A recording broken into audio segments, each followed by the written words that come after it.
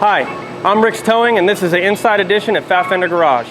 Today we're going to be going over what components we use in this turbo system on the 67 F100. Let's take a trip over to my toolbox and we'll go over those parts. This will be my third SEMA build here with Fender Garage, and this year's extra special because we're finally able to do a twin turbocharged setup. In order to keep these turbochargers as compact as possible, we opted to use Garrett's V-band turbine housing. As you can see, they're small and compact, and we can still make great power with them. These two turbochargers are good for about 850 horsepower apiece, and that's more than enough that we'll need for this particular build. One thing interesting about this turbo system is that we wanted to make it extremely symmetrical. We're visual here, and we like everything to look extremely clean. With that being said, we decided to use Garrett's reverse rotation turbocharger. This allows us to have mirror images in both sides of the engine compartment. With this particular build being an airbag chassis, it has a lot of suspension travel, which takes up a ton of room in the engine compartment. So we didn't want to go too big on the turbochargers. So we decided to do V-band housing on the turbine side. This allows for a smaller housing and it gives us a lot more play.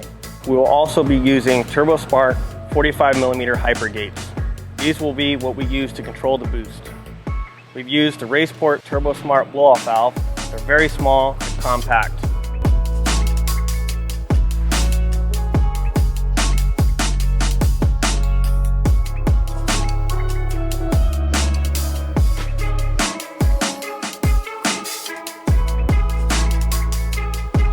These fancy things right here, these are Vibrant HD clamps. And the way they work is, they have this pin that you pull out, and it's got this clamp that undoes, it's got a sleeve on it. And the way that these sleeves work is you have two weld ferrules that you weld on either side of your charge pipe or compressor housing of your turbocharger.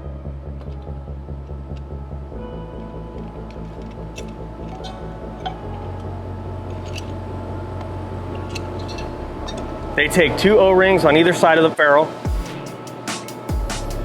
This sleeve slides over, and you put your clamp around.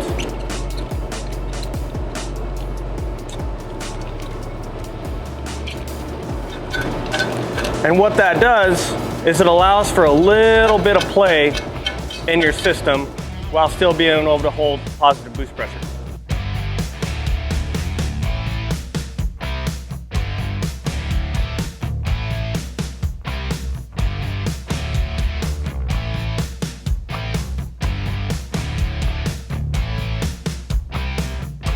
These things right here, these are what we call intercoolers.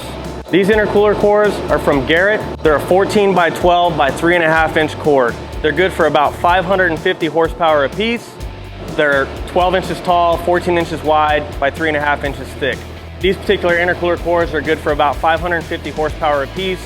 We fabricated some basic end tanks for them. Space was extremely tight to get all this stuff to fit in here.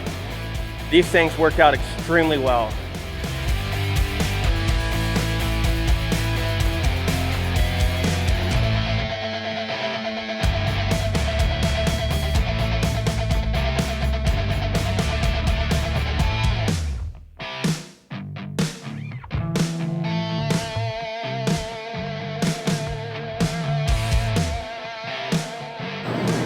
Got some tape left over from when I welded all this stuff.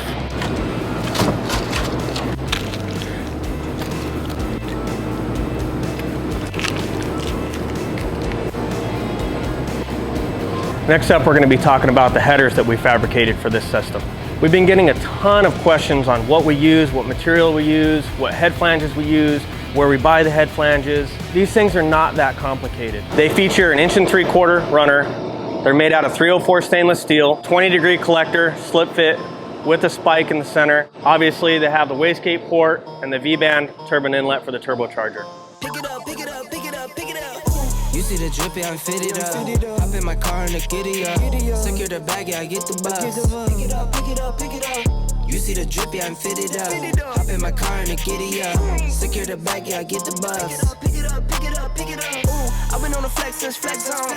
Neighborhood all in your eardrums. I ain't never scared like Bone Crush. Boy, I got God, don't fear none. My line busy, take no calls. Feels like I don't have no flaws. Snakes in the grass, cut I doze off. Yo, squad Chevy, my bros raw. No brakes, we go, go, go, go, go. Throw shade, that's a no, no, no, no, no. Go high, go low, low, low.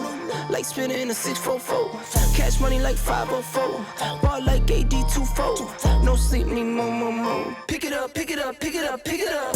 You see the drip, yeah, I'm fitted up. Hop in my car and the giddy up. Secure the bag, yeah, I get the bus. Pick it up, pick it up, pick it up.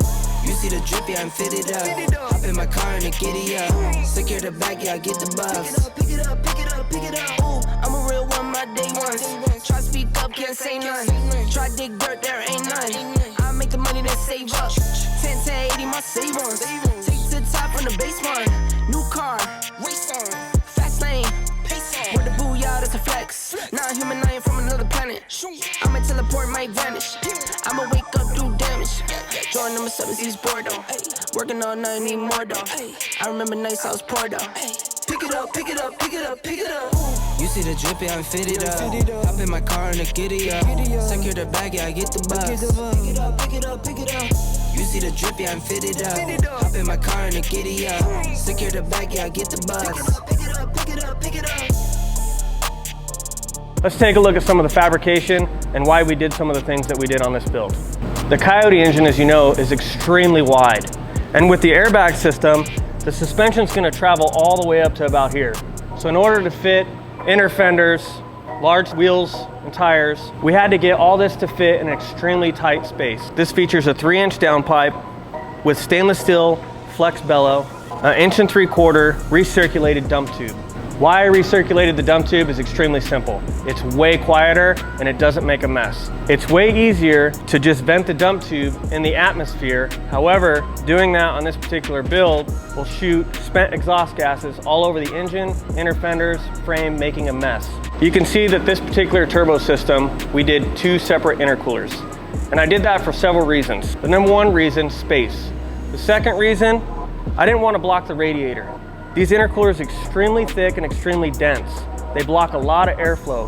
Putting that in front of the AC condenser and radiator will make the AC not work as good and the engine run a little bit hotter. Another reason why I did 2 separate intercoolers is it allows for extremely short charge pipe. The reason why you want extremely short charge pipe is it helps keep the turbo super efficient and it helps with turbo lag. The name of the game with this turbo system was symmetrical. Jason is extremely visual. I spent countless hours moving these turbos around to get them perfect. We use dual blow-off valves in this system. We don't really need them, but again, it helps make the system look a lot more symmetrical. Overall, I'm ecstatic on how this system turned out. I can't wait to do another one. I can't wait to see the rest of this build come together. If you want to see more videos on this build, hit the subscribe button below. I'm Rick's Towing, and thanks for tuning in.